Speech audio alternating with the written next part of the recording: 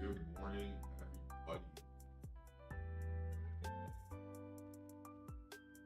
Today, going to what you be another interesting day in the market.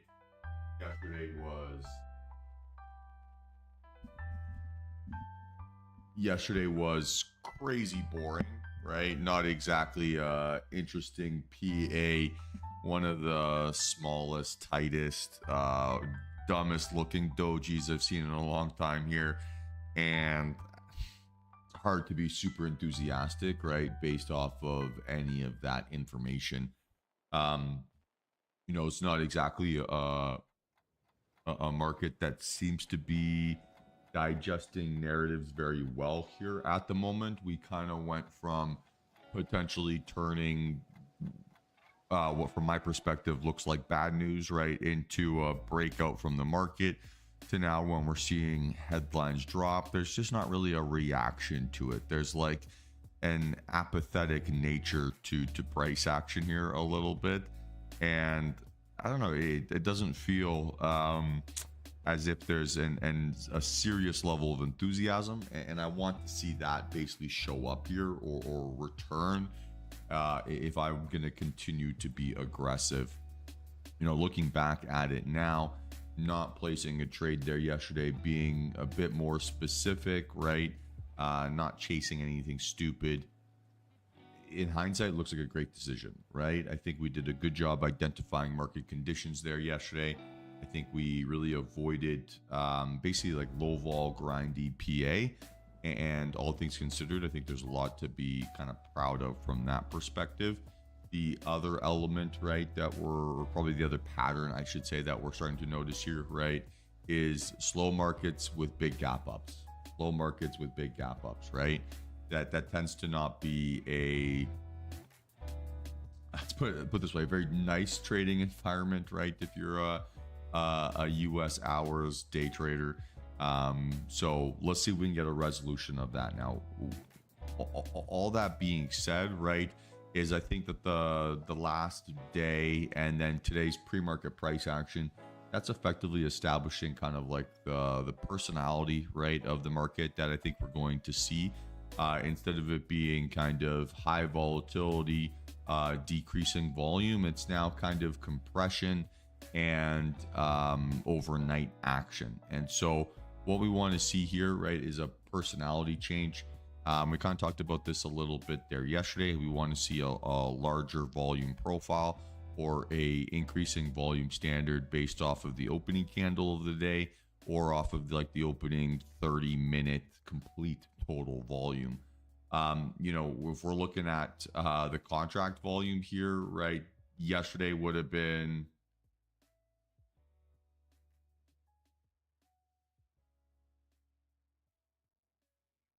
it looks like what second lowest volume bar of the day besides the 9th. I don't know, that seems weird. So like it should not be challenging for us to be able to break out from that, right? Almost July, right? So that's month 7 of the year. It's the lowest volume day in 6 months. It's the lowest volume day in 6 months, right? So, yeah, let's see if we can get some level of enthusiasm to show back up. But hopefully, that's in business here today. From an economic calendar perspective, fine, right? Looks okay. Yeah, we have no Powell speaking. I don't see anything about Trump here. So who knows, right? But if it's a market that's almost like burnt out by geopolitical headlines, we're going to need to keep getting more and more extreme headlines, right, to basically encourage more volatility, which is why I kind of say, right, that we're kind of getting that personality change, right, where the shift has now become headlines drop and we kind of just like don't really give a shit. because they're not more extreme, right, than a new conflict or a new problem arising. So it's kind of a weird conundrum, right? Um, yeah, so we're gonna have to need to see pretty impressive volume here today. That's going to be the narrative I'm looking out for here primarily, and establishing an element of momentum here at all time high. That's where I would like to go. Otherwise, I'd expect it to be kind of a drift higher or a drift lower, like we saw in yesterday's afternoon. And those are not very easy tradable conditions where they're either extremely mentally draining or they're very high probability of fake outs, right? And of having the right idea, but being early on the thesis. So we want to just get out, right, of that indecision or that low conviction environment and return to that sort of enthusiastic market state that we all know and love. So, from a market perspective here, right, again, we're at all-time high. So we're looking for that ATH breakout or reversal. We're at 61.65 here pre-market with a high of 61.70. So we're just going to go 61.80 and above. Right. And because we're at all-time highs, we're not looking at previous daily highs or previous daily lows. We're just looking every 10 points along the way. To the downside, right, we continue to have a narrative, and that will continue to be in play here for us today. What we'd be open for, though, right, would be kind of a fake out above all-time highs and then break down back down towards sort of 61.40. Levels don't need to change there. And then same thing, right? So here, to the downside, we said we wanted more volume than what we saw there yesterday. That's like a general thesis I want to see, right? So I want to see increasing volume across the board, right? Increasing vol standard, we'll just call it. And be generous with my abbreviations. All right. NQ. So trying to decide if that's weaker or if that's stronger than ES. So the weaker element, right, is it's kind of a weaker candle shape. It's a candle that's a little bit more obviously pointing here to the downside, right? While ES, it kind of looks a bit more like a tug of war. The strong element here, right, is that yesterday still closed above the 24th, right? So above the previous high, and then also closed what appears to be right at all-time highs, if not just above. So that's a pretty good sign of strength, right? Like that's a good level of enthusiasm. Whereas ES, right, closed under. Could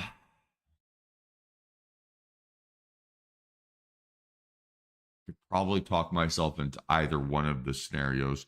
It's not going to change too much, all things considered, right? It's still going to be a 2 out of 3 here to the upside without volume. Still an all-time high breakout, and I still want to see an increasing vol standard. And then to the upside here, we're at 22,549 with a high of 22,587. Again, doesn't need to change much. To the downside here, 442, so 400. Again, doesn't need to change much.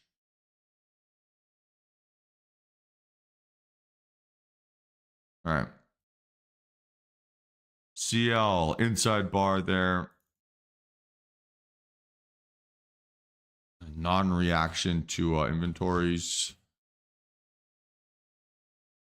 Okay, so we're looking basically for just an inside bar breakout, right? So you want to see 66 or under 64.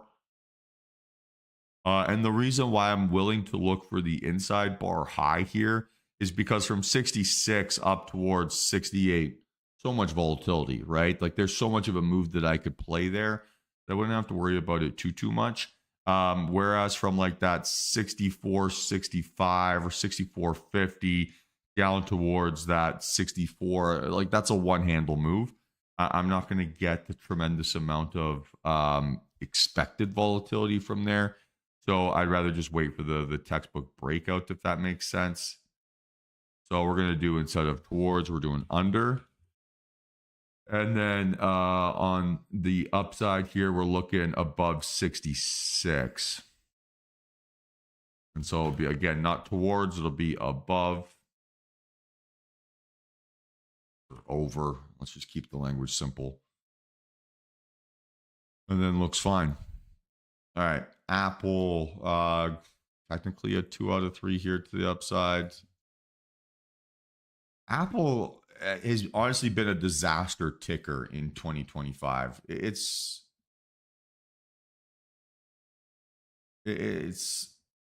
mean, April onward, this thing, it looks like a lifeline at like a medical show soap opera, right? Like it just beeping up and down, up and down. All right, Microsoft, 2 out of 3 to the upside without volume. Kind of a mix of NQ and ES, right? Doji, but also still closed above the previous high. Tesla, 3 for 3 here to the downside. Amazon, inside. Oh no, and setting up as an inside bar. And I'm saying that because it's opening up in the implied middle, right? So it's telling me consolidation here. I guess it's a 1 out of 3.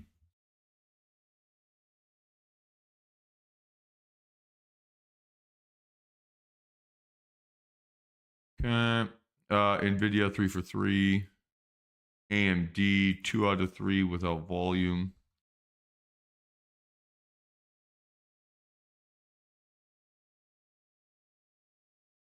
Meta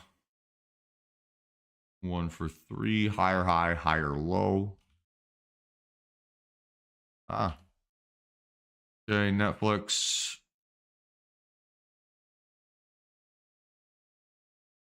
Red candle decreasing volume gap up, right? So 1 out of 3 here to the downside. And again, kind of feels like it's setting up as an inside bar. And the reason, right, why I write down that things are setting up as an inside bar is it just kind of gives me another like formal point of data, right? That I think it might be consolidation.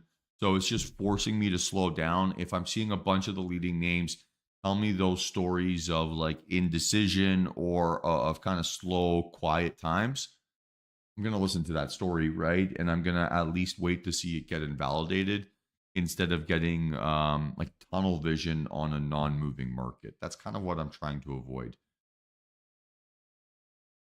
Google 2 out of 3 here to the upside without volume, right? It's kind of a decent sized gap up. And then VIX 16.661. Again, it's starting to feel like it's a good time to buy some insurance, cheap insurance on the VIX.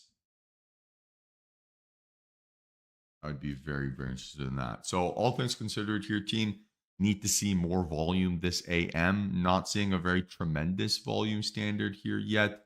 And that's kind of what I want to kind of get after here, right? If I can get an increasing volume day, if I could get the change in momentum, I'm going to be pretty stoked. All things considered there yesterday, at least on ES, it was like the lowest volume day of the year, right, of 2025. Lowest or second lowest, right? Just depends on what happened there on January 9th. But a fascinating set of market conditions here for us, in both a good way and a bad way. I think it's probably going to continue to be a little bit of a fake out market, a little bit of a chop market, right? A little bit of a challenging market until we get some sort of like personality change here again. I think yesterday probably tells us an indecisive, low conviction type market, and I don't want to waste my energy, right, or waste my money or waste my time, like hoping that those trades are going to work out. I'd rather just wait to see that thesis basically get invalidated, right? So I would like to see basically just a level of momentum to show back up. That tells me objectively, hey, it's not a consolidation market or it's not an indecisive market. And that's what I'm looking for here this morning, right? So trigger number 1 on either the first time frame or first candle of the day on the time frame, or as kind of like a general market view. want to see increasing volume, right? So what that means is that on the first like 3 minute volume of the day, I want to see a larger volume pace than what I saw at yesterday's open, right? So just comparatively, I want to see a bigger 3 minute volume bar at today's open than yesterday's open, right? And that shouldn't be challenging for us to do because yesterday was the lowest volume day of the year. So if markets can't go increasing volume, if they can't go stronger than the weakest, then yeah, you're pathetic market, right? Like you're not showing us anything that's particularly interesting. So the standard or the level that we're trying to hold Mr. Market to here today is not a very extreme one. And if it isn't able to kind of overcome those criteria or overcome those characteristics, no reason to waste our time or waste our money, right? I think that's sort of the starting point. So we'll go from there. If we can get the nice volume kind of standard to come together, or we can get a level of enthusiasm to show up here that is unique, right, to this sort of week in general, we're going to have some fun, and we should hopefully establish some tradable conditions. If not, it might just be another slow day here today. Unfortunately, the case a little bit by the looks of it. So yeah, hopefully everyone's doing well. Hopefully everyone's feeling good. Yeah, any questions about the prep here this morning, team? How's everyone doing?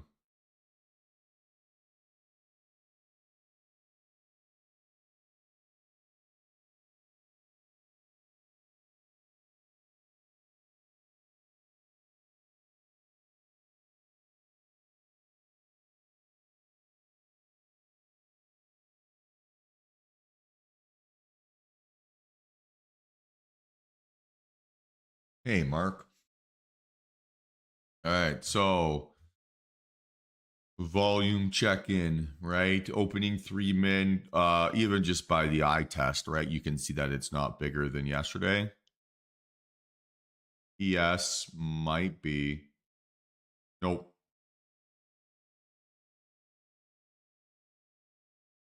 Nice, Anthony. Be a little bit careful. Just like playing around and making money, right? Trading without being deliberate is a really good way of basically getting used to trading for entertainment instead of trading to be profitable. And that there is a very big difference there. So obviously fantastic to be green, but playing around and like getting a little bit lucky and making money, it can be the most dangerous trade.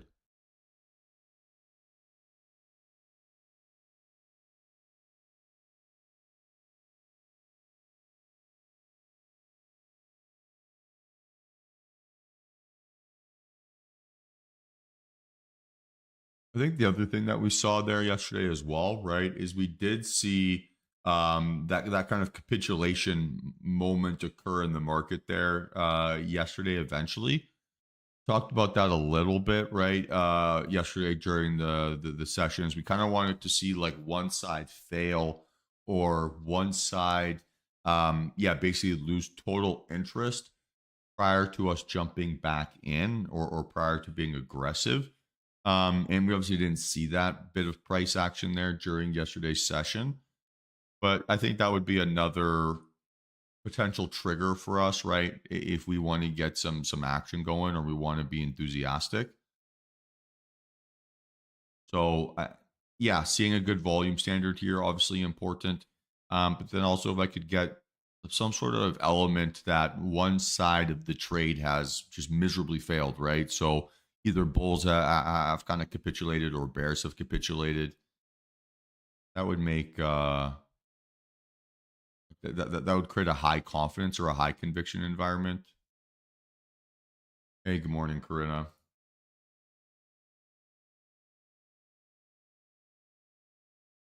Bit of a divergence too between ES and NQ here early. And then implied range here today, right, of like 1%. VIX is 16.59. Rough calculation, and this is, yeah, like I said, kind of like a bullshit estimation, but it's just take the VIX divided by 16, and that's kind of like the implied daily range. or at least based on how market makers are pricing it in.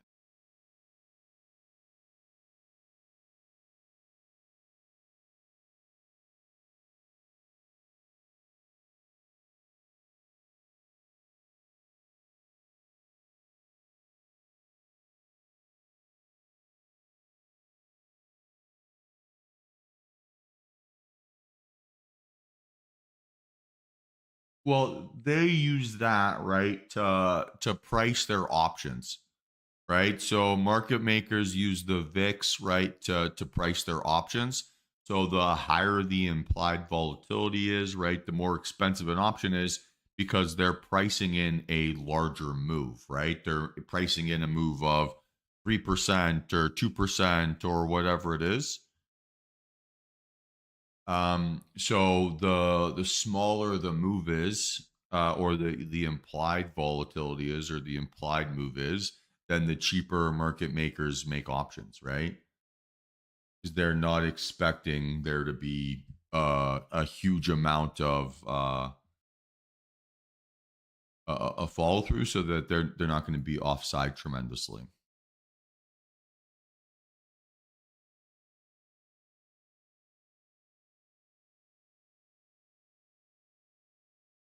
So dividing the VIX by 16 gives you a rough implied daily range, right? So today, VIX is 16.5 divided by 16, approximately a 1% range. And so then market makers use that information, right, to price their options contract or their other derivative products.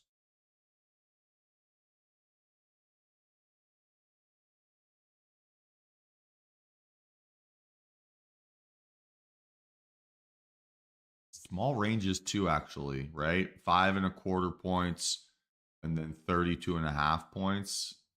A little bit bigger than yesterday, but not by a lot. Volume on NQ still less than yesterday. And yeah, good call there, Shadow, for true. $480 in just a few minutes is a great day. Go enjoy it. Go live your life. Go do something fun.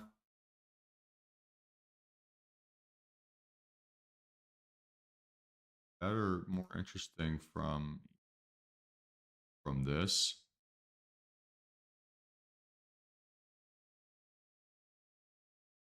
If we're given an early bump towards like a name that's giving us probably more appealing price action, which one would it be? ES or NQ? Like which one's probably giving us a more like friendly tradable personality? What do you think? NQ, yeah, exactly. Yeah, spot on. Now I'm not quite sold on it here yet. There's elements here that are missing on NQ.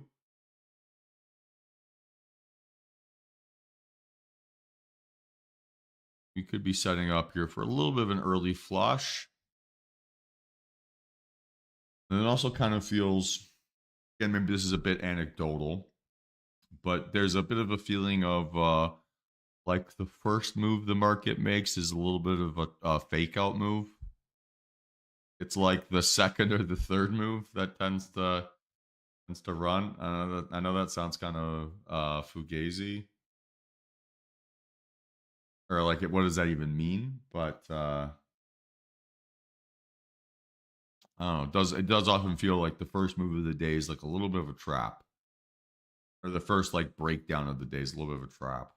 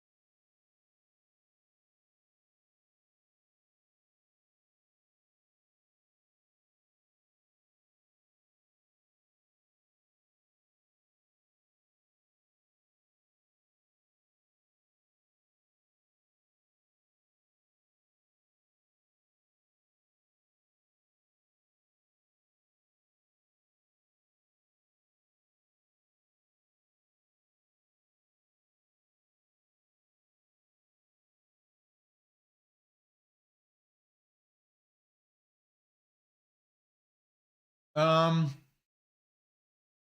are they both? They're both Top Step X accounts, John.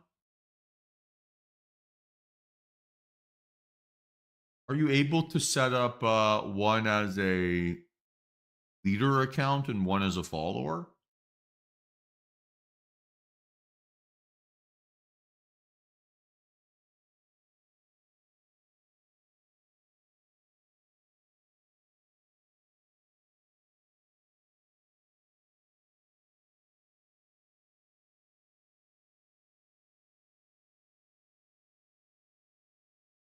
Yeah, and what I would do is I would set the 150K to be your leading account and then your 50K to be following it, but maybe following it with micros or at like 1/3 of the risk. So I would think about that. That would probably be your best solution. And then you can just trade both of them properly instead of like one being trading quick, one trading conservative. I think that that would create a little bit of maybe confusion internally. Hey, Patrick, great to see you, man. Welcome back.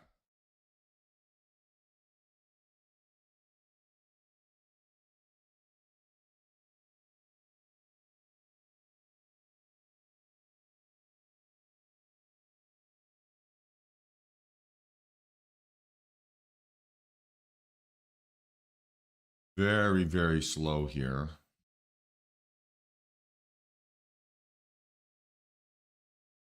Feels a little bit like a deja vu to tomorrow. Ah, good reminder, Eric. Thank you. Yeah.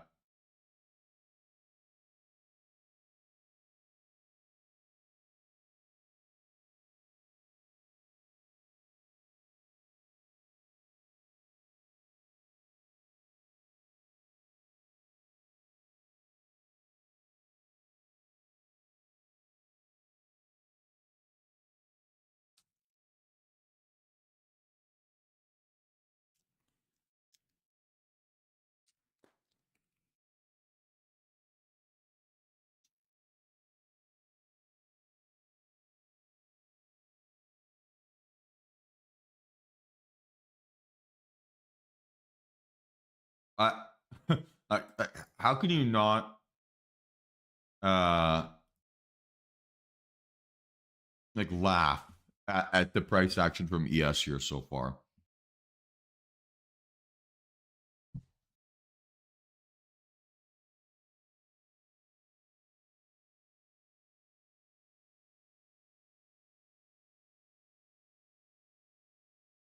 Yeah, and this is it's like it's stepping on a rake in both directions.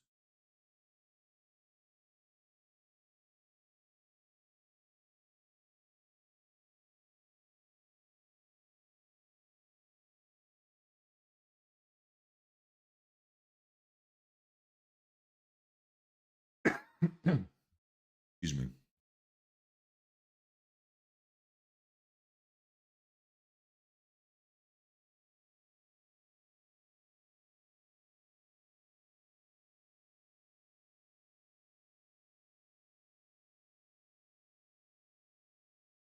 I would still say no reason anywhere for us to be aggressive yet.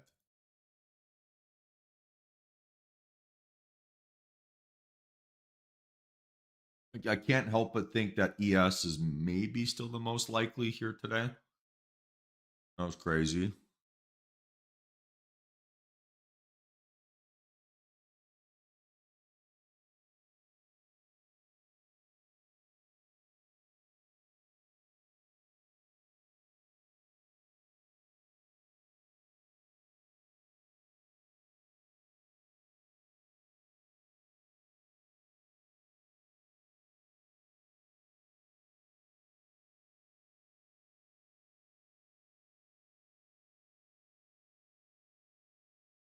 Whoa. Huh. Hello.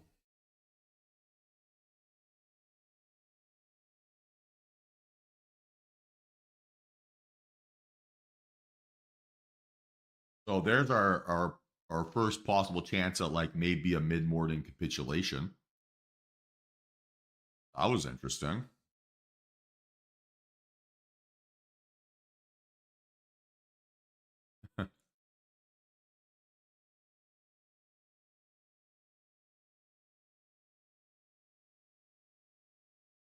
I was just thinking, there's like this kind of like this new trend, right? Where like things will like vibrate, right? To like wake you up, or there'll be like gentle sounds, right? Or whatever. I think the day trader, right, in us, instead of having like an alarm clock, we just need to see like a really violent candlestick movement, just subconsciously, like just see that, and you wake up and you're just wired and you're ready to go. Oh, Deb, it just looked like the floor got pulled out of ES, right? Like it just it dumped 6 or 7 points in 2 seconds. Right. So we went from the upper end of this range to 60 60, 61 60 in 5 seconds.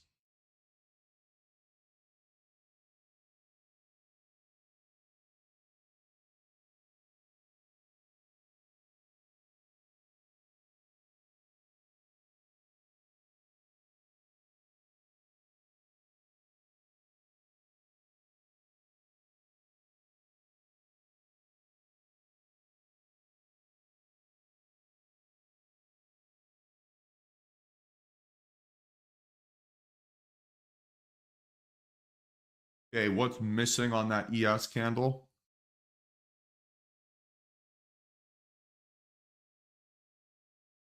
What's missing here, team? Come on.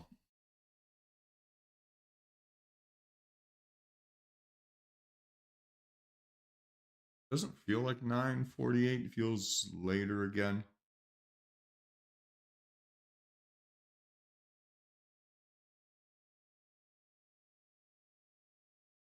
Um, so two things are missing. Well, I'll get to your question in a second, Deb. Um, two things are missing, right? So probably not a super strong candle shape, right? And then not breaking down through the low of day, right? Or holding the low of day. That probably isn't a super high conviction signal. And then on NQ, right, it's the not enough volume here yet. So we said we're going to judge based on the first candles of the day, right? And all of those first candles aren't bigger volume than what we saw there yesterday. So we're going to look to judge it on the whole, right, which is the 30-min time frame, and see if something shapes up. Catching up, but it's still not quite there.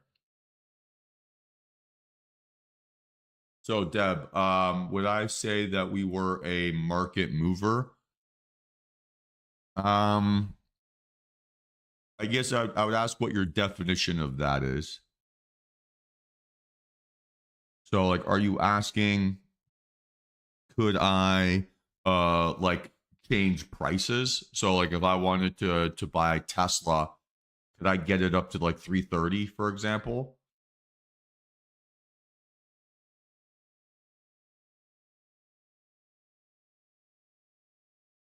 So, in general, right? No, like we weren't a market mover. And the reason I say that is because we had just really strict rules over basically maintaining or like keeping our positions anonymous, right? So we didn't want to ever um bring any like extra eyes to the company's strategy or their trade specifically. So we had pretty tight rules on how we could execute trades. I think I've said this in the past. Um, but we were only allowed to execute 5% of any given volume at a time, right? So if, for example, only 100 shares have been traded, I would only be allowed to be five of those 100 shares. So fundamentally, from that perspective, right, it's going to be really hard for me to influence or change prices because I'm just not enough percentage of the, or I'm not taking up enough of the liquidity to basically trigger those types of moves. Now, that doesn't say that I couldn't make markets more interesting, right? So you could create or basically like influence algos to start to create volume, right? To be able to then execute the size that you want. Now, the direction that you would get from that would be a little bit more uncertain, and so it's not like I could get Tesla from 326 to 330, but I could get the volume to increase for a 15 to 30 minute period. So this is what ES would have to look like. It actually is tighter than I thought.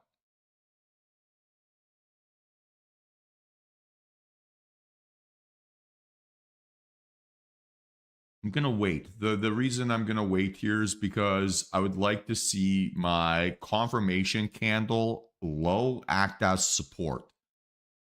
If I have to buy a pullback significantly above that to justify my position sizing, I'm arguably buying once support has already failed, and maybe like buying then the start of the fake out, right? So I'm going to wait. I'm going to pass on this burden of confirmation here to a longer time frame. And I think just based on early analysis, that seems to be a good decision.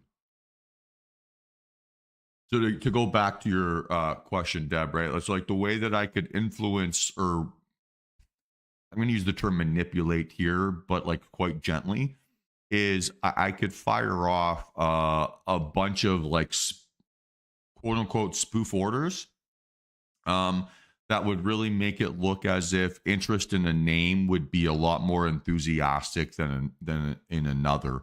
So, for example, right, if I wanted to create a lot of volume, and it was like, I don't know, 9:53 in the morning, right? It's a slow start to the day, and I'm like looking to trade Apple at $200. I could hold off my buys for like 10 minutes, right? We'll say, and then all of a sudden put all the volume that I was saving up, right, to purchase inside that period, and just load up here and take market orders 10 cents either side of 260, right? So up between 270 and 250. So kind of like that 20-cent range, and basically just eat up all the volume there. What that's going to do is that level of enthusiasm and aggressiveness as a market participant would then trigger algos or other people to start to jump in. And then I could either unload my position or I could get the movement that I'm looking for. So I wouldn't ever be able to like manipulate or control price or push it in a certain direction. But I could definitely get more volume to show up or come into the market by basically coming in heavy volume wise myself. And I think that's like a general consensus here across the board, where the 5% rule is so there's two 5% rules. So one, if you own 5% of any given stock, you have to register that interest, right? So you have to make it known or public that you own 5% of the company. So that's like an exchange-based rule, and one that's common practice or standard across the board.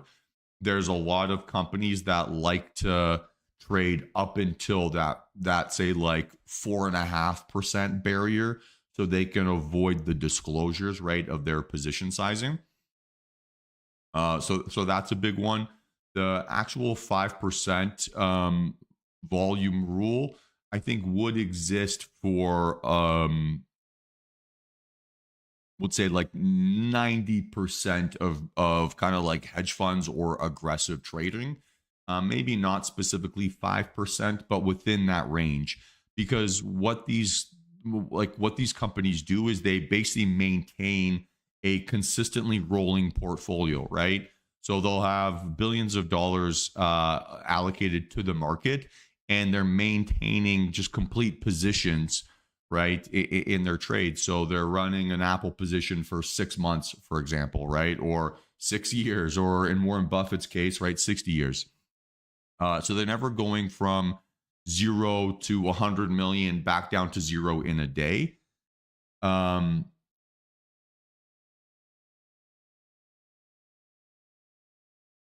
Maybe Herschel. I thought it was 5%, but I could be wrong. And so what they want to make sure, right, is that their position size is big enough that if the market goes and whatever, right, they're able to capitalize on those moves, but they also want to make sure that their position is small enough so that if like a black swan event happens, that they could get out without uh crazy amounts of slippage, right? So funds or uh yeah, big pension funds, big hedge funds, big banks, they are limited because if their position sizing gets to such an extreme level, the only way that they could then close their position would be to crash the market. And they obviously all want to avoid that. So I think that there's a very similar set of best practices that's kind of deployed across the board, albeit not necessarily the exact same specifics by everyone.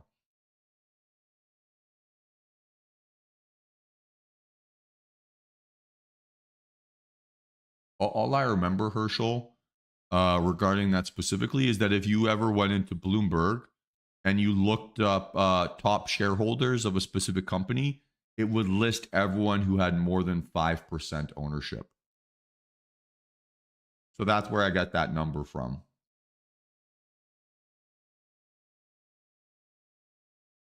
I miss having a Bloomberg terminal. Not because it was honestly that much better. Like the information you can get is the same, but it was fun. Just made you feel so serious.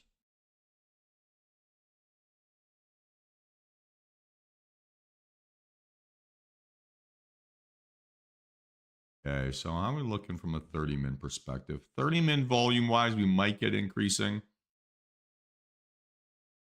But again, all things considered, pretty light volume relative to yesterday, or not like a crazy amount of enthusiasm relative to yesterday. And yesterday was a very unenthusiastic day. Everything's dojis. Good times.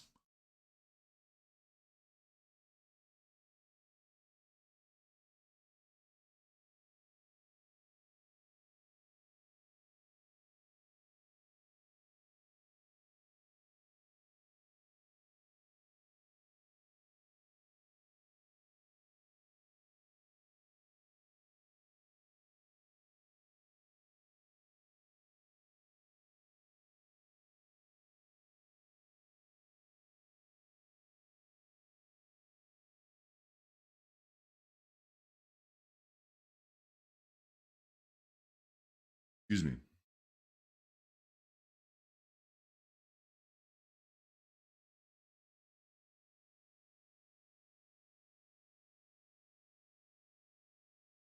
So I think we did a good job avoiding ES there to the downside. That would have been a trap.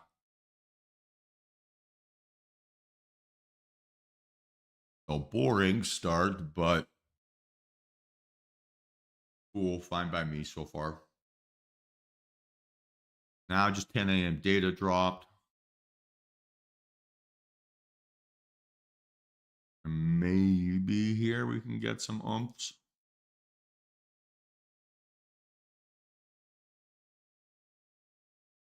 5451, 5392, 5451. So we do have an increasing volume standard here on NQ as well. Opening 30 minutes, larger volume than yesterday. So I guess we are ticking that box. Not by a lot, but we are ticking it. So I would say that we're probably, it opens things up a little bit here again.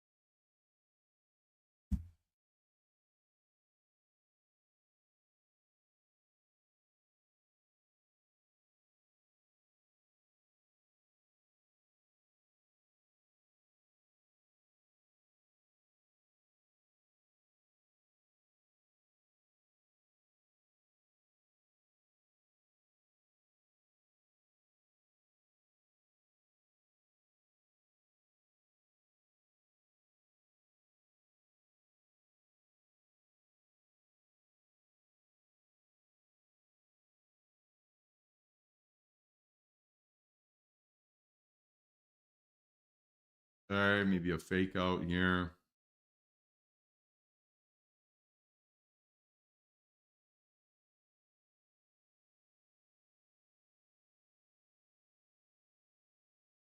Feels weird to have these back-to-back slow days.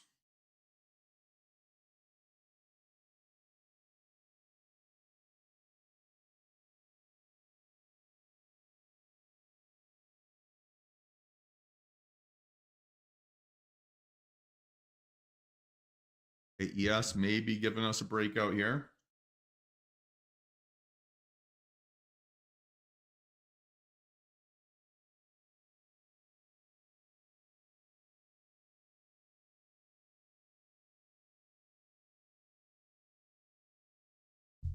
Let's see which one closes stronger.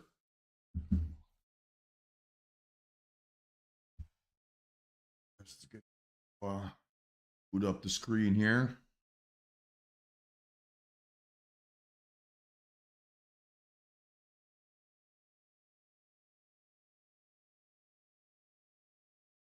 Reasonably strong close.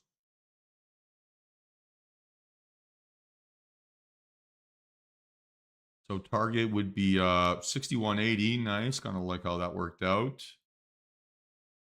So for now, we're still looking at the pullback entry technique. I would say reference price would be like 169 here. Just the high of the opening range.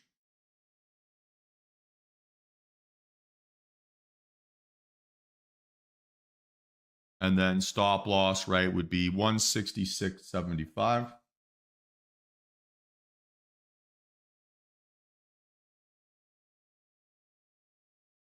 I'll go 166.50. Give myself an extra tick here.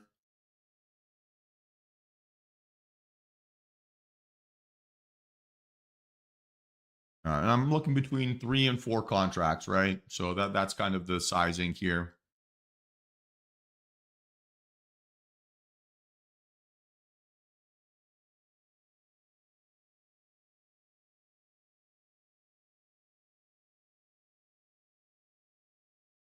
So entry price, right, under 169. Stop loss, 166.50.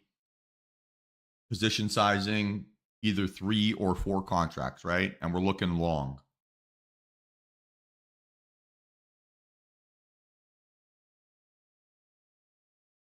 Make sense? Yeah.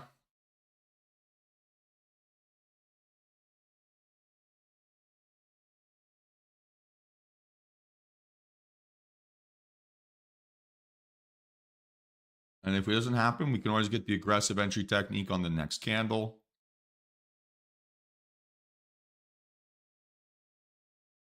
And let's see if we can pull back just a little bit.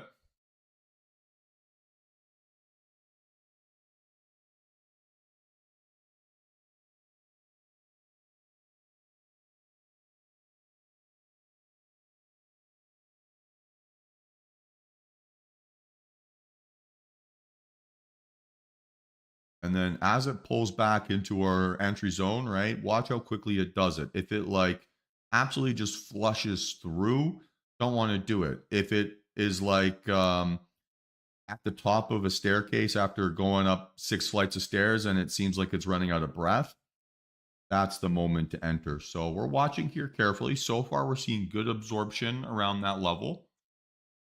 We might get a little chance here with like this inside bar fake out opportunity. So let's see.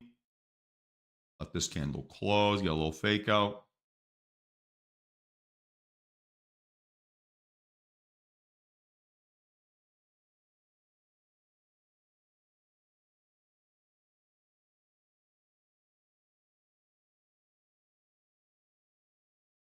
Come on. I appreciate that, Patrick.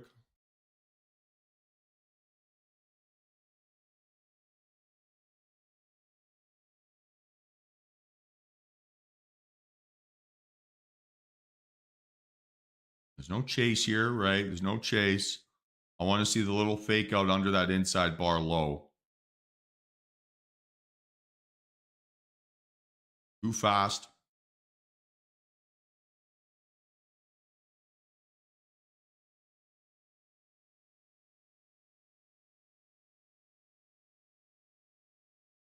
No entry here yet. No entry here yet. Too fast.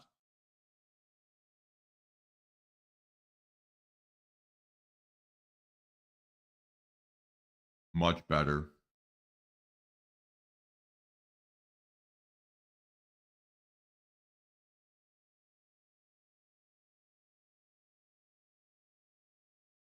Okay, guys, I'm in 167.75, 167.75. Stop loss 166.50. 4 contracts.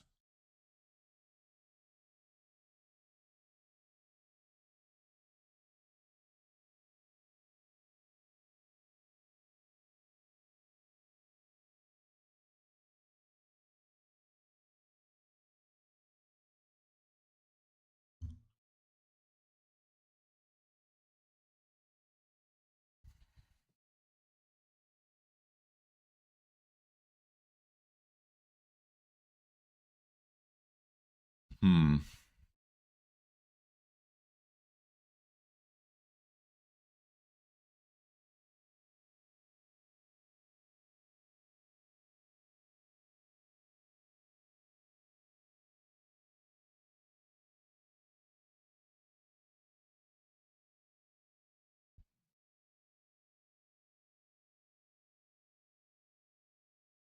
I mean, so far so good.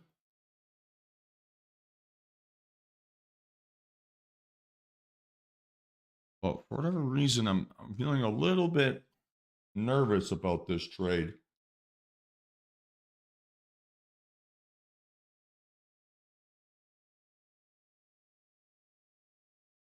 Not sure why.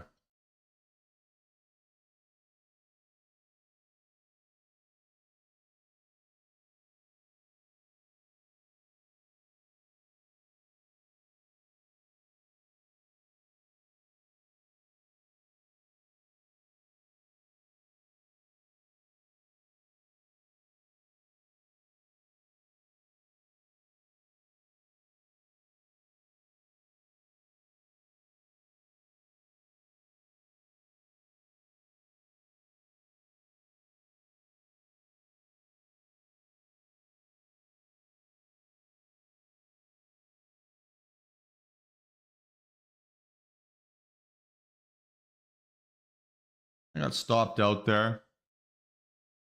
Should have listened to my gut. Minus 250.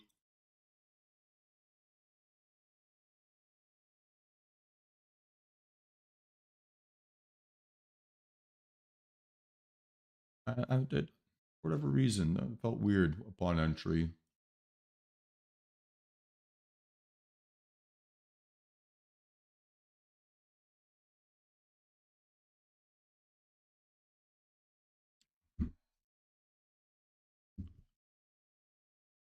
Today's what, the 26th, right?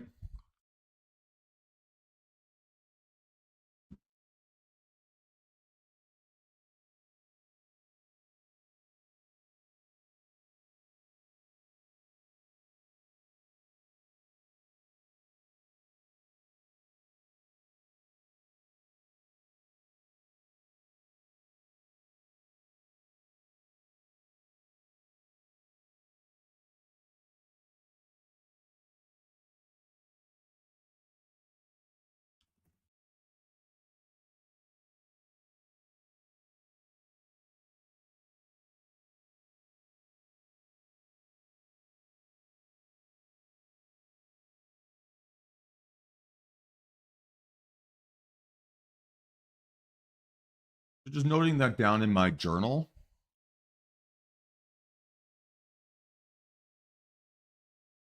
Something about that trade made me feel a little bit, I don't know, a little bit anxious maybe. A weird feeling.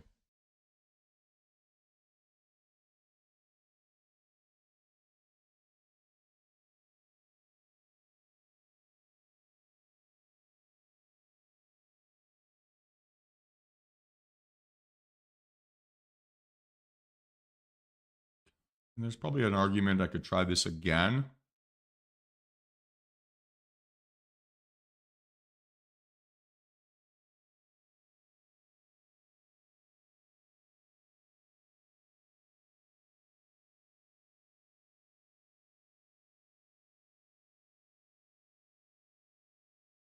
A little fake out.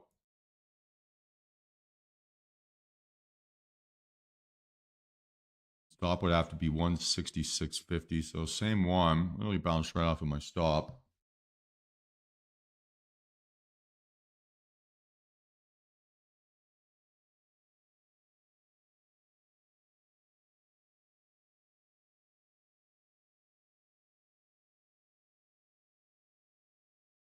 Well, I still think that this is my confirmation candle, this 10 a.m. So I'm still working off of this is my signal, or that is my confirmation. Kind of feels a little bit like it was just a fake out here lower, and this is still in play.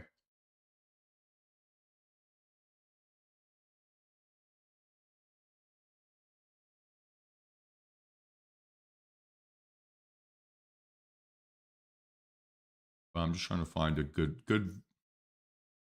and reasonable entry.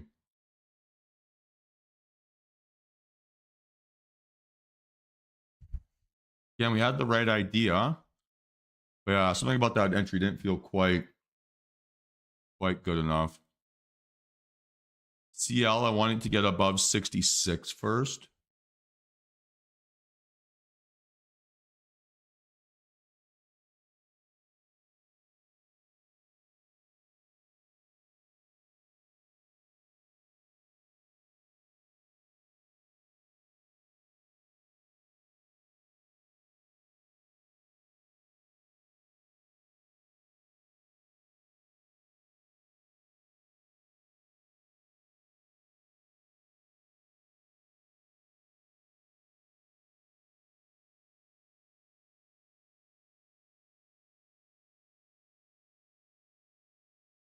Kind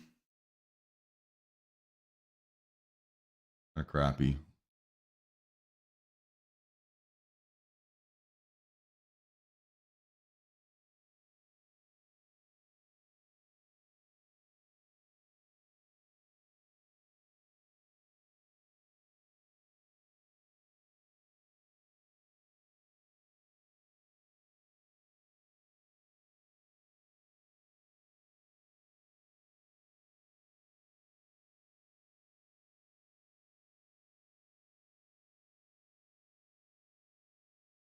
Again, maybe we could be in play here on close.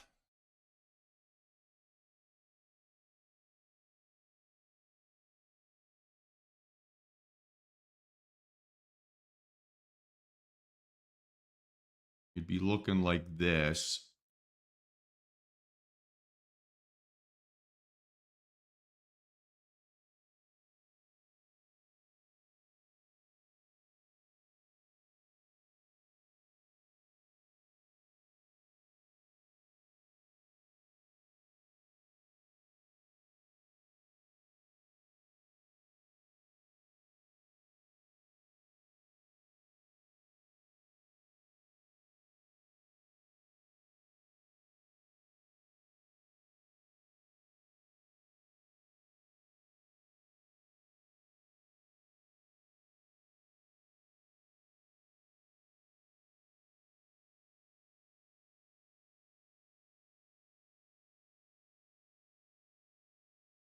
Now we're looking at the aggressive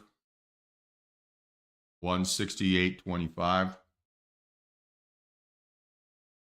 call it 168 on the dot.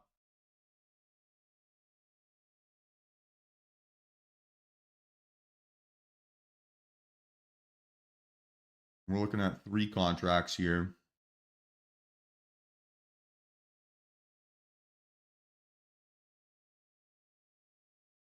I'm looking for, yeah, right under 171-ish. All right, so I'm in again. 170.25, 170.25. 3 contracts. Top at 168.25.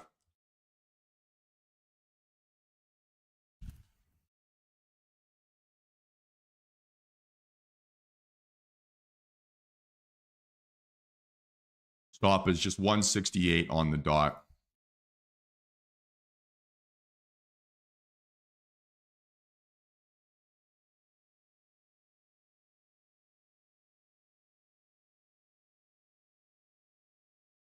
Oh, weird sensation.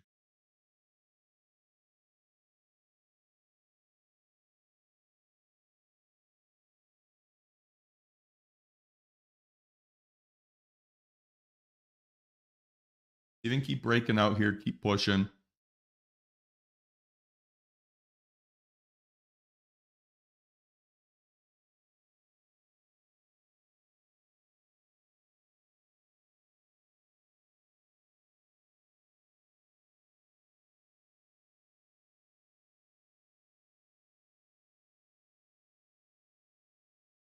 It's a weird sensation. It feels so similar to that previous trade.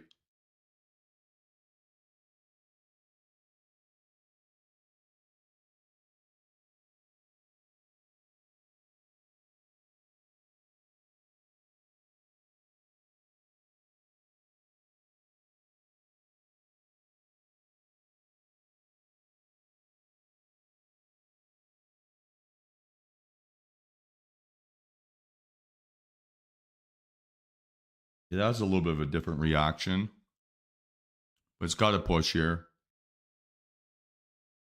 Otherwise, I'm taking my 37.50 and running.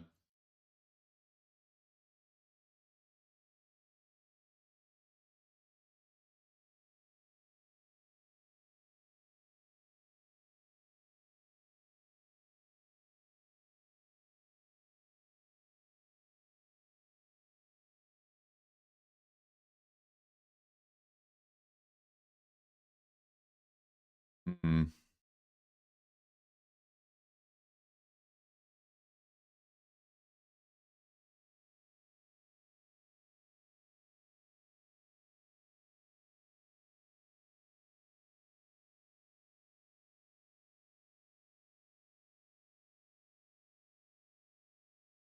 Come on.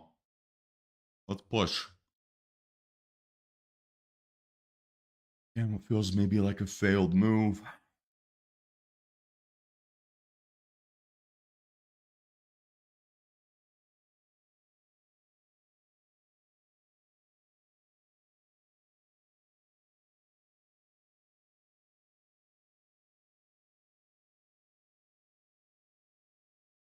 I don't know what it is. The market's giving me a weird energy today.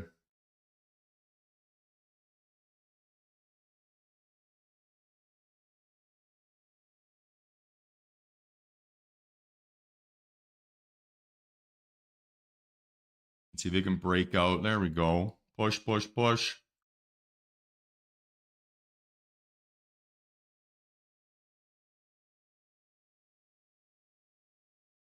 Come on.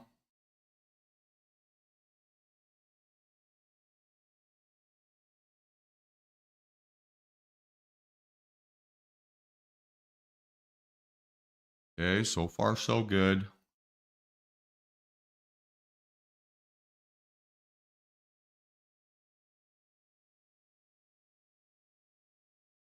How's everyone feeling? Everyone feeling okay?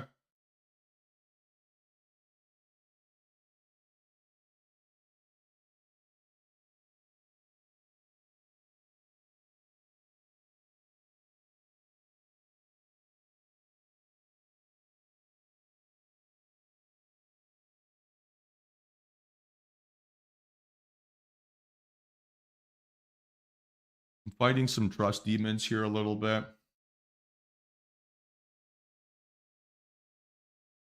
Oh, market's giving me a weird nervous energy today.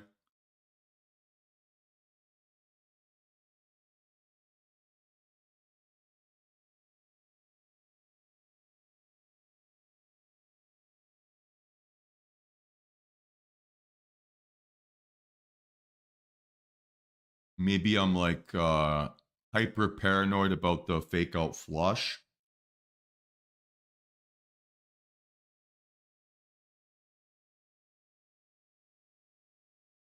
So all I'm countering that with, right, is just judging the trade candle to candle. So previous candle not giving me any reason to sell. Didn't hold higher highs, but strong candle shape, strong volume profile.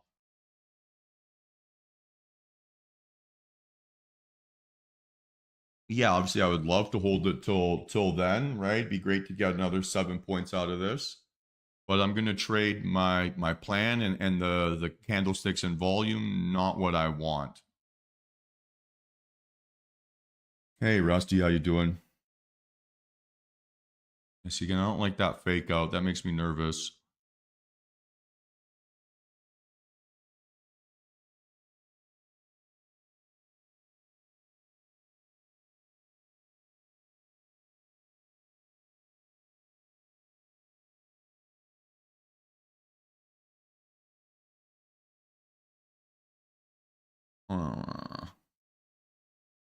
Yeah, that little fake out higher high, I don't like.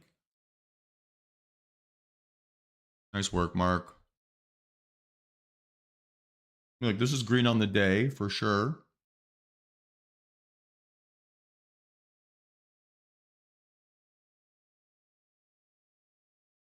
Now maybe not so much. I still can't get rid of that like nervous energy. Something's feeling weird.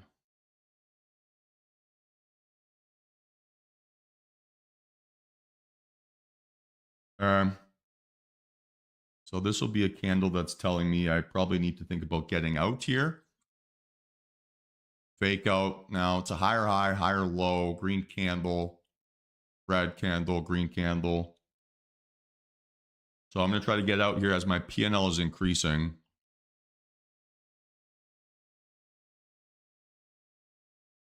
You can give me a little pop.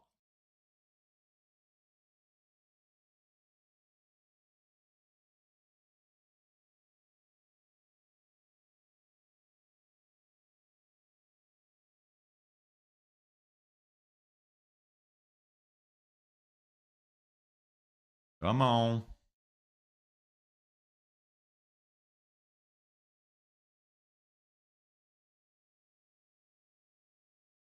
Yeah, one sec, Rusty.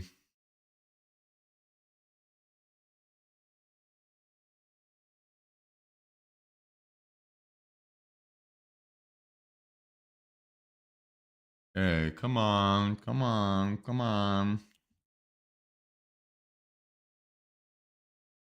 We're in good shape here, team. So we're going to be looking to get out here in a second. All right. I am out. 173.50, 173.50 for 487.50. That trade felt, again, I felt nervous there.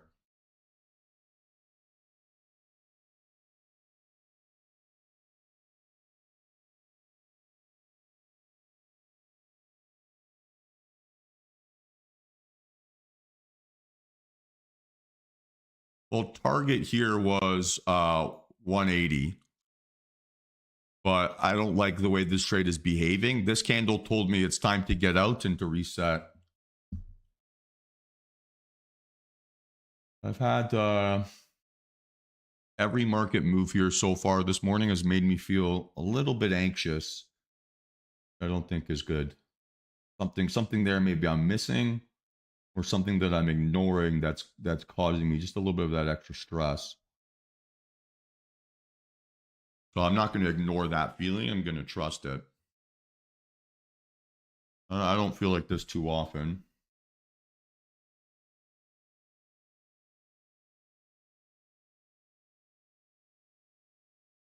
Of course it runs, but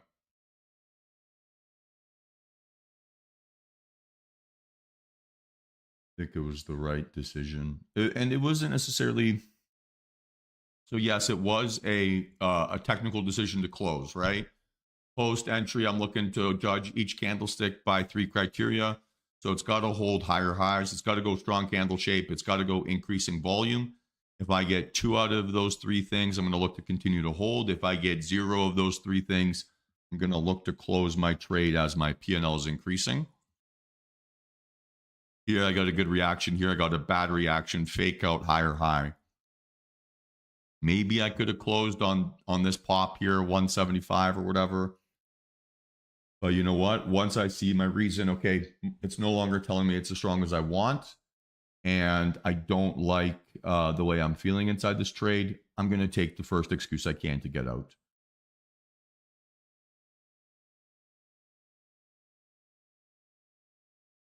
Well, you should be able to use Trade-Evade, Rusty. Trade-Evade will have a way that you could put in that cash. I don't know what their specific margin requirements are for Americans. In Canada with interactive brokers, I think it's about 25 grand a contract in NQ and like 15 grand a contract in ES, something like that.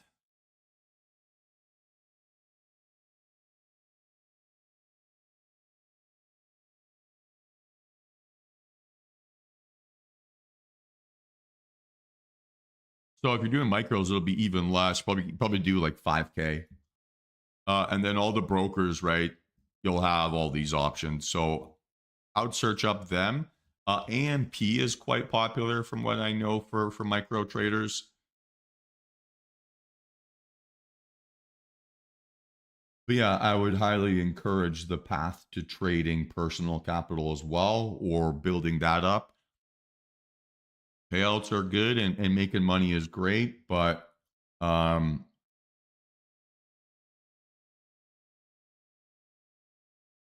I would like outlier volume here,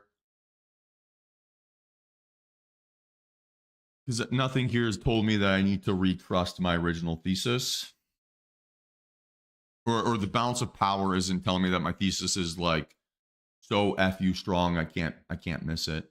And it's Rusty, so it's Angelo Michael Peter. Angelo Michael Peter. AMP.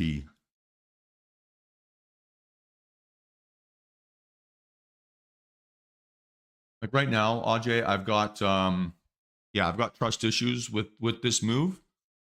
So I want to get so much evidence that it's irrational to avoid it. Right now, I can still think back to how I felt when I was in that trade.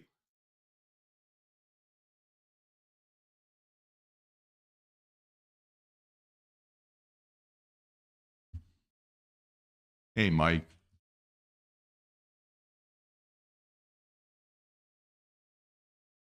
But again, like I'm trying to honestly slow myself down here a little bit, because the feeling I had intra trade here today was very unfamiliar, and I don't feel nervous like that in a trade very often.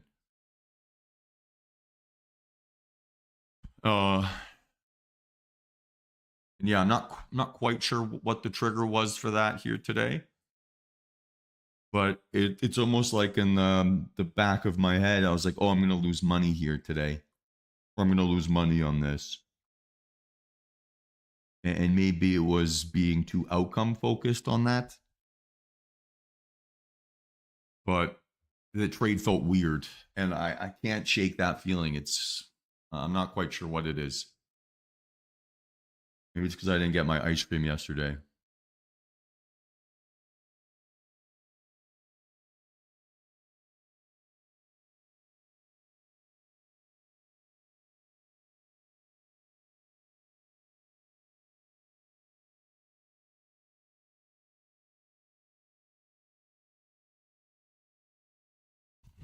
Oh, see, now I feel dumb about being nervous, because the big move that I thought was going to happen did happen. So a little bit, maybe extra pain, right, to add to that emotional capital. but I'm always going to listen to what my brain is saying. If my gut is telling me to get out, I'm going to get out. I'm going to note it, and I'm going to note it if it was wrong or not, right? In this circumstance, it was definitely wrong.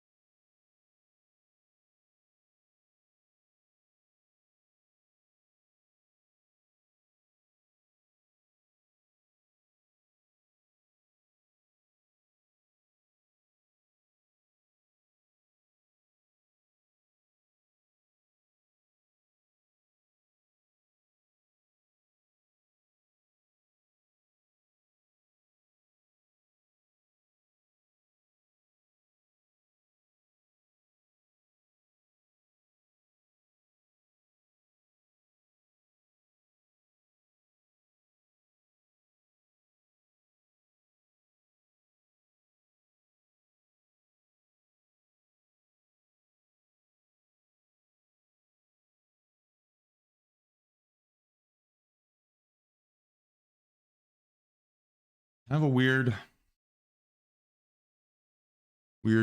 session so far.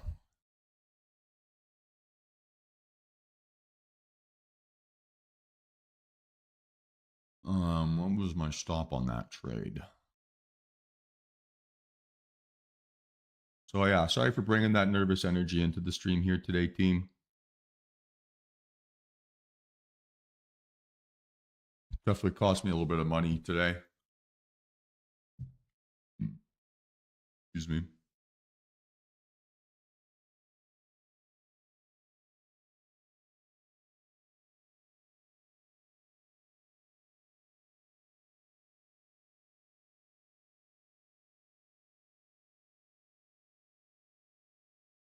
Getting 1R there kind of sucks.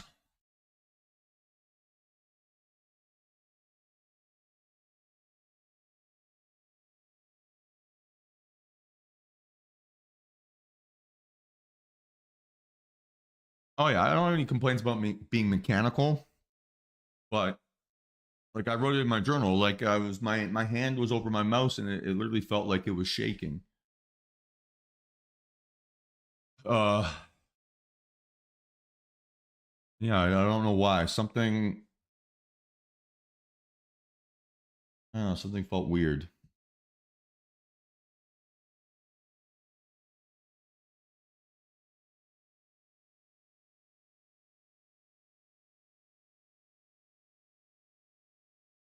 Yeah, I'm not complaining about the P&L. P&L is fine. It is what it is.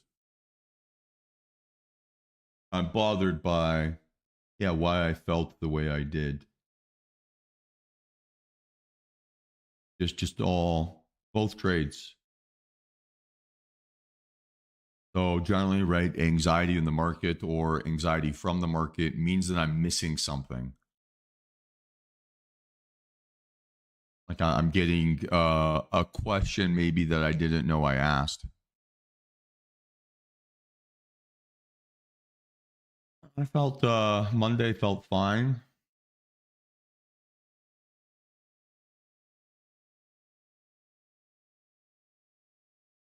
Yeah, my head's in a little bit of a pretzel here because of that.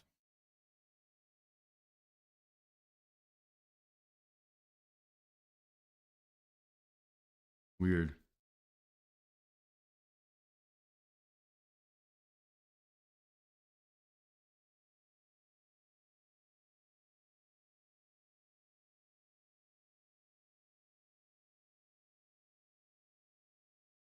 Green is green. I'll take it.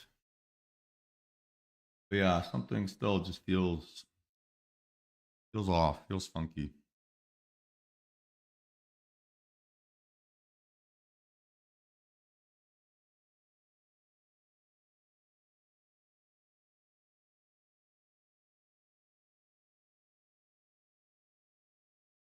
Like I'll take it, guys. I think realistically, I'm probably not going to place any further trades. I still can't shake this feeling. I know I'm making it all about me, so I'm sorry. Yeah, just like a weird nervous energy.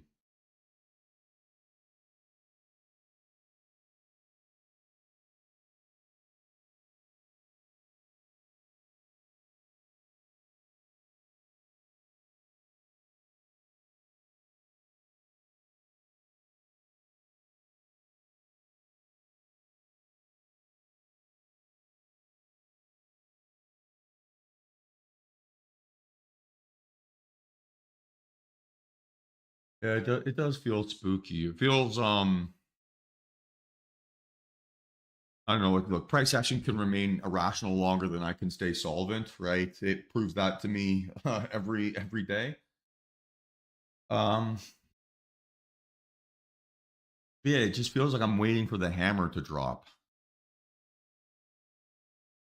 almost like I'm waiting for a countdown for that or something.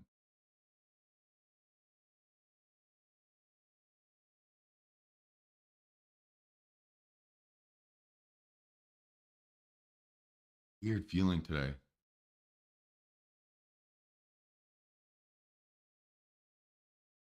And I'll take the green, guys, right? I'll take the green. That's going to push us, what, 16 green days in a row? But feels off. Something feels off. Yeah, I think so too. I'm not going to stick around for too much longer. It might be time to go sauna and decompress.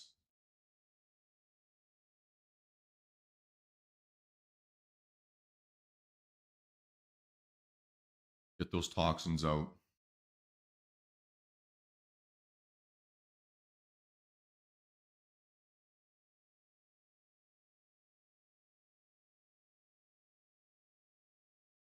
Yeah, it's a great day.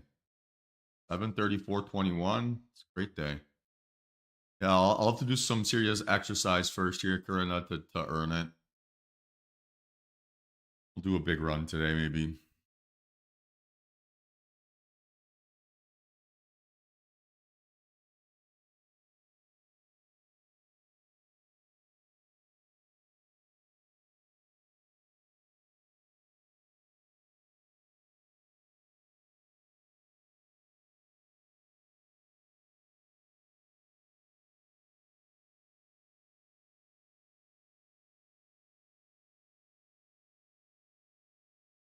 Yeah, strange day.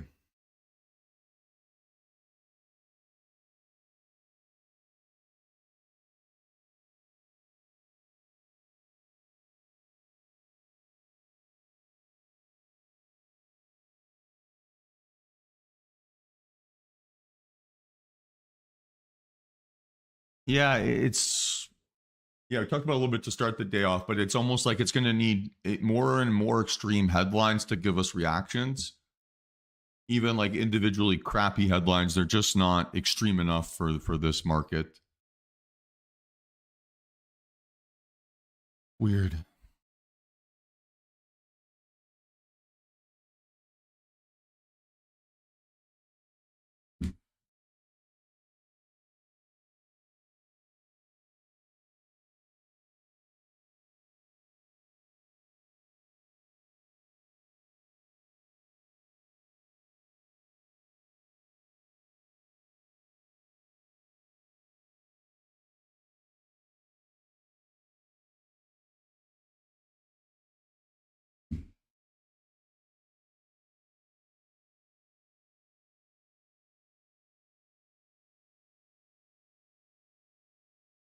Yeah, and even the reaction to the data here at 10 o'clock was not very strong.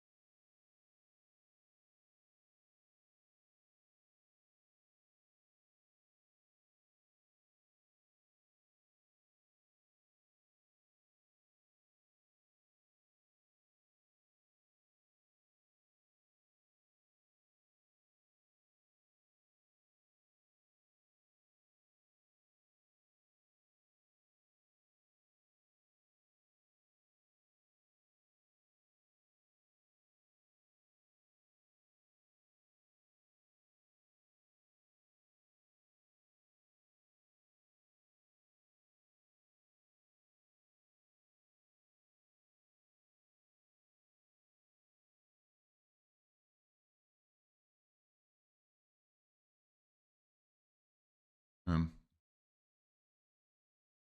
really, really weird.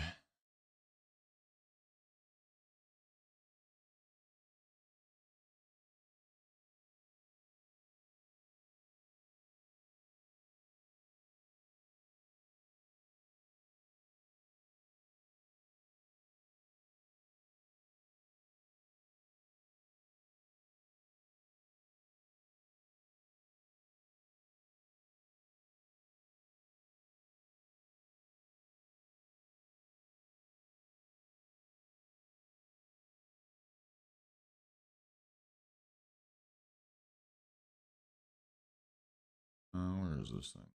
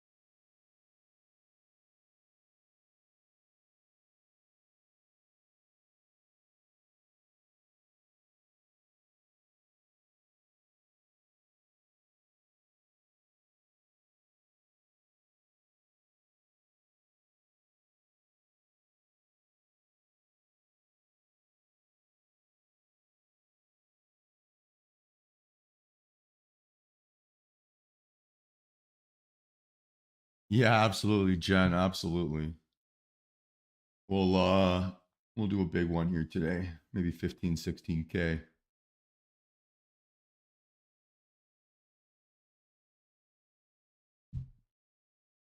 Yeah, every now and then you gotta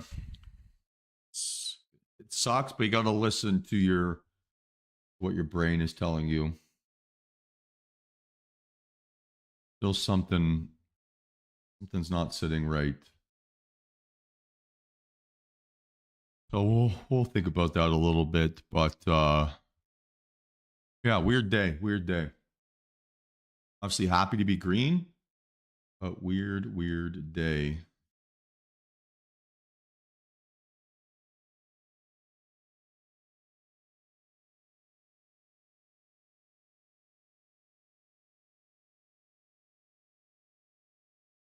So 237.65. Keeps the streak going, but weird day. Sorry, 55.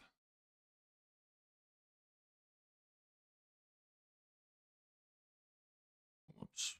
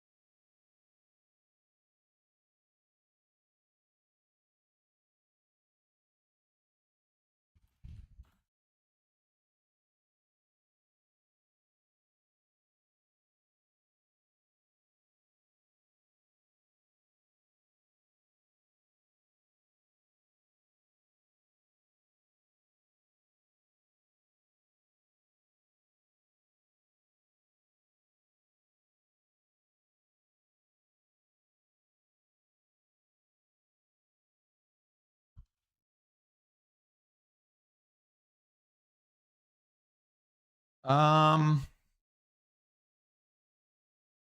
like the sell off from 10:30 onward, you mean?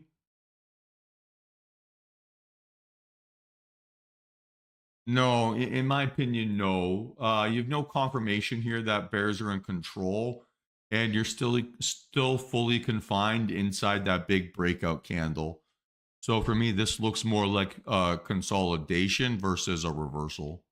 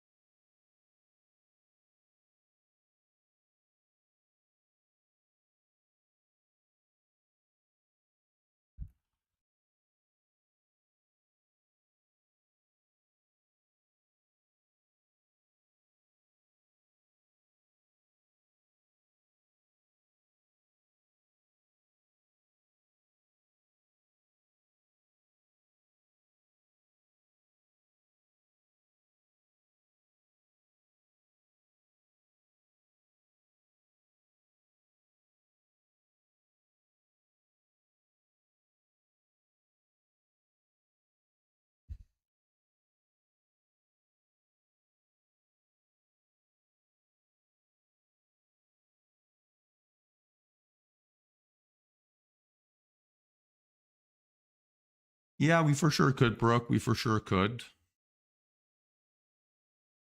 I don't think that would be too surprising. I'm not going to chase it, or I'm not going to try to trade it. Like I said, I'm done for the day. Yeah, just feeling kind of weird, so I'm not going to push it.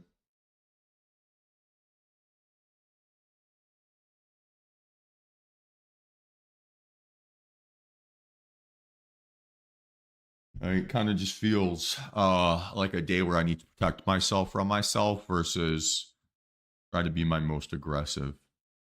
Kind of a humbling day, I would say.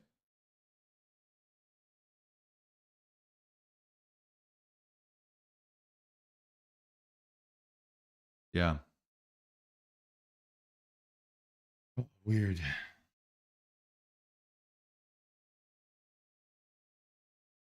Nothing that some exercise can't fix.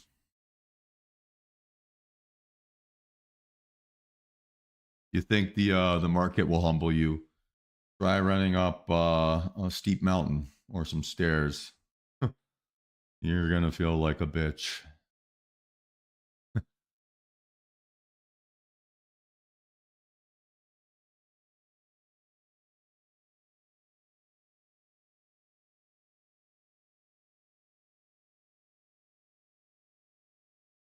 Oh, 100%. That's my I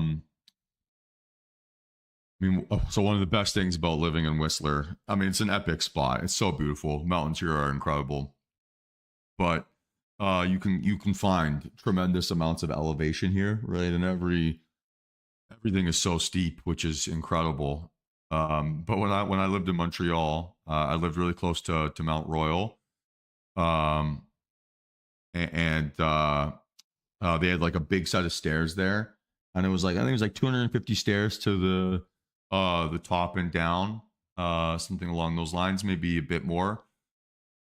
It was something like 70 meters of elevation gain on the stairs, and after bad trading days, for every $1,000 that I lost, I would go do one up down right of the trading or of the stairs, and it'd be good, but you look like a psycho running 15 sets of stairs or something like that on some days. Um, but and there at least you'd get like the break, right? Of like being able to run downhill again, right? Here, my torture run that I found, it's up a thing called the Ascent Trail, and it's just 1,200 meters of just pure uphill, and then you take the gondola down, and oh my gosh, does that humble you? You'll be like your legs will be shaking halfway up. You're like, oh my god, I need Jesus.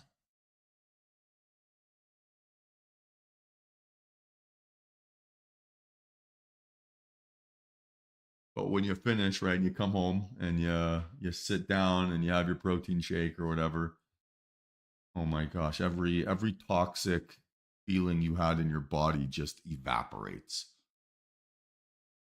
Yeah. I pretty much regret starting all my runs. I never regret the feeling when I'm done.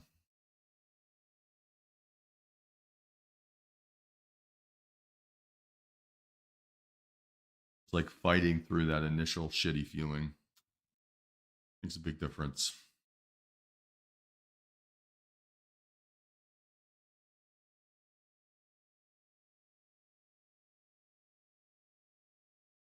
Yeah, team, any other questions here? Oh, 100% Jerry, yeah.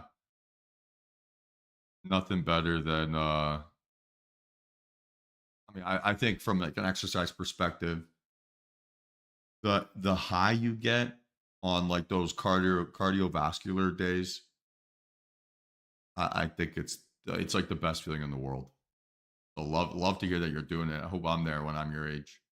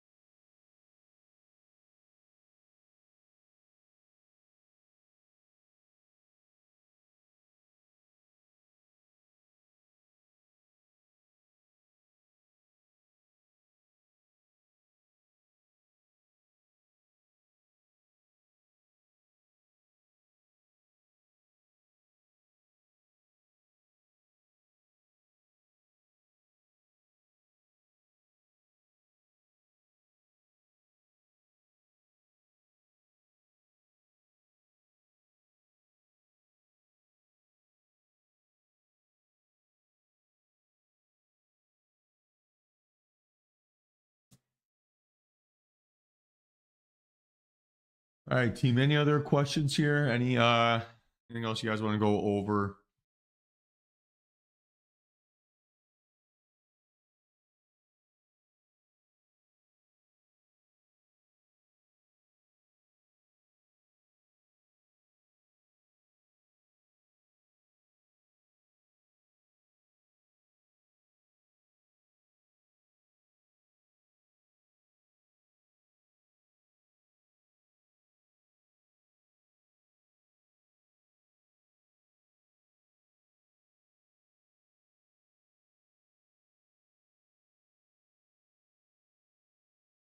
Yeah, I'll go final call for questions here, team. Final call for questions.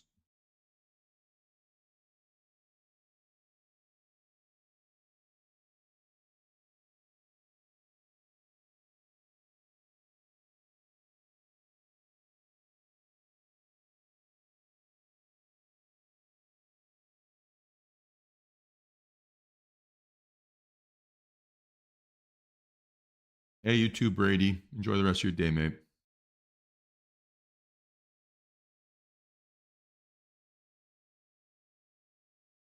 No worries, Mark. Trading futures. So kind of like two stages to it. Um, Traded them a little bit when I worked institutionally, but more so in just like doing the roll. So rolling contracts from one expiration to the other, right? So we just went through the futures roll. I would be doing that on occasion. And then from like a retail trading perspective for like 2 years. All in trading wise, been about 13 years, and exclusively, or I should say exclusively, but 12 of those years have been trading US markets. So trading US indexes or trading US large caps, both institutionally and as a retail trader. So when I would like to see outlier confirmation, outlier is based on the volume standard. So you see this white line here at the bottom of my volume, like that squiggly white line. So that is the volume moving average. It's the looking at the average of the last 20 volume bars. It's just this volume MA. And so outlier is anything that is also above that white line, right? So anything larger than average. So it's a binary, right? It has to be both increasing and outlier. And outlier is larger than the 20 candle average.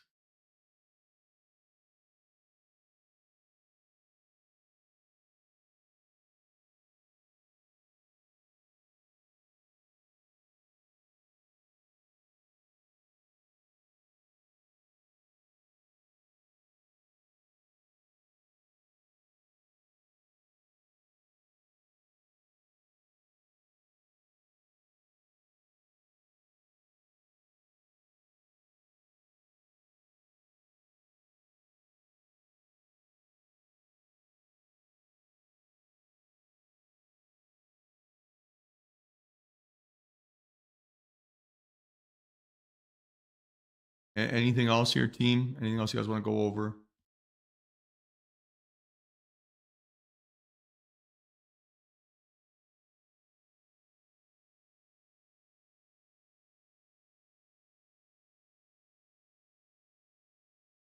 All right. Well, fantastic. I'm going to take this day and run.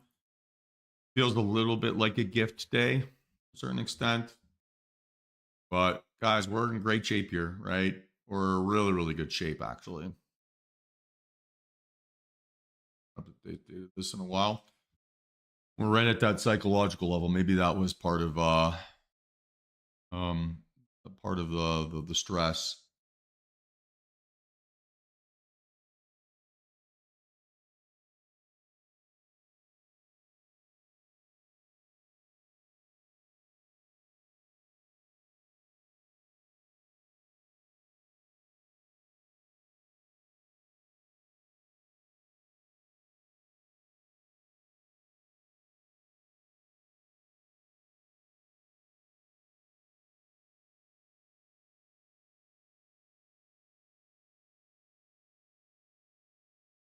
Yeah, it's kind of a bullshit day.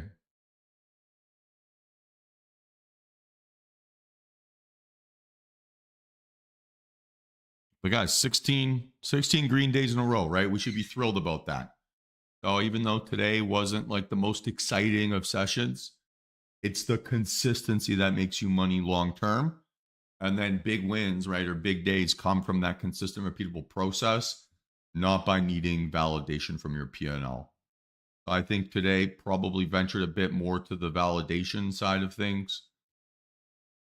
And that nervousness, right, or that like attaching a self-worth to a made-up number, right, or just like a number that's a bunch of pixels on a screen, probably the wrong way to attach your dopamine, right, or your self-worth as a trader. I kind of paid the price for it a little bit here today. So an important lesson, important to be honest and transparent with ourselves about that, right? We can press when we're feeling like shit. And yeah, maybe it'll work out and we'll feel like a tremendous high from it. But the feeling the lows, right, when you press when you're not feeling well, I mean, that's like a nuclear winter, right? It's the lowest of lows. So I'd always rather be a little bit too conservative there. And I mean, happy to be walking away green. Feel a little bit dumb for leaving so much money on the table, right? We left the biggest win or the biggest move of the day. We were super well positioned for, but just heads got in the way, or at least my head got in the way here today. And yeah, I'm sorry about that. Not quite sure where that energy came from. So we'll spend a bit of time thinking about that here today. Obviously, be back at it again, sharp and strong here tomorrow. Finish off the week with a bang. And yeah, looking forward to trading with you all then. But besides that, have yourselves a fantastic rest of the afternoon. Pat yourselves on the back for another green day. And I'll see you all tomorrow for our next, hopefully, strong trading day. So have yourselves a great day, team, and I'll talk to you soon.